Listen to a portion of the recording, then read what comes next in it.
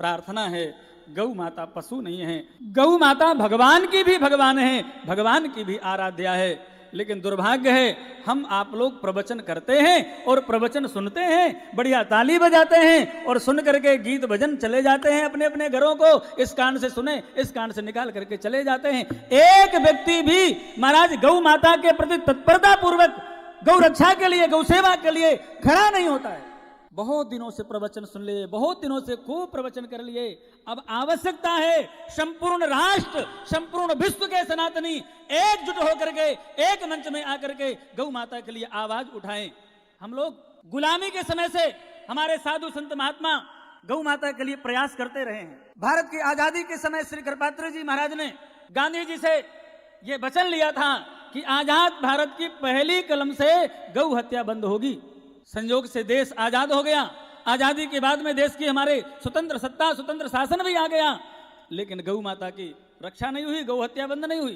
कृपात्रे जी महाराज ने गांधी जी से कहा, गांधी जी कुछ दिन के बाद में चल बसे, नेहरू जी से कहा, नहीं किया, तब जाकर के चिढ़ करके कृपात्रे जी महाराज ने और राम राज्य परिषद बनाया, संपूर्ण देश में चुनाव लड़े, लेकिन दुर्भाग्य से क्या रहा, कुछ नहीं।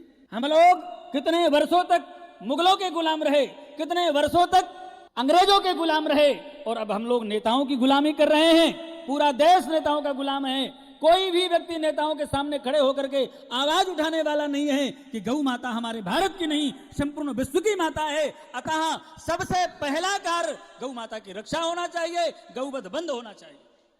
राम मंदिर बन गया, हम लोग बड़े प्रसन्न हैं। हमारे तो निर्मोही अखाड़े के हजारों लाखों की संख्या में महापुरुषों ने बलिदान दिया है, मुकदमा लड़ा है, कितना बलिदान दिया, तो हमसे ज्यादा प्रसन्नता किसको होगी राम मंदिर बनने की।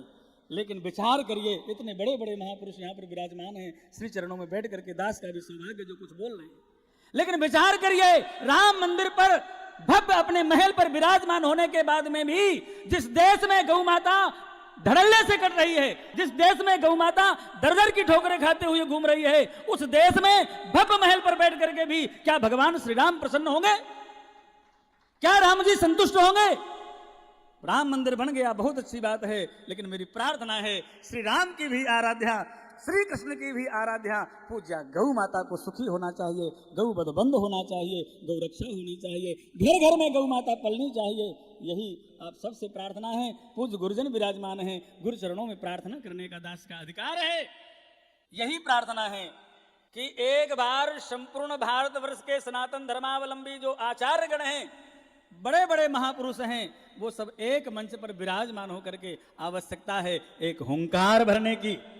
देश के प्रधानमंत्री नरेंद्र मोदी जी को ललकारने की जरूरत है। हमने अपने सनातन धर्म के लिए, सनातन धर्म की रक्षा के लिए, गौ माता की रक्षा के लिए हमने वोट दिया था और अपने शिष्यों को, अपने परिकरों को, अपने समर्थकों को, अपने अनुयायियों को जगाया था कि कांग्रेस की सत्ता को उखाड़ करके और भारतीय जनता पार्टी की सरकार बने, जिससे कि हमारी गौ माता सुरक्षित हो, हमारा सनातन धर्म सुरक्षित हो।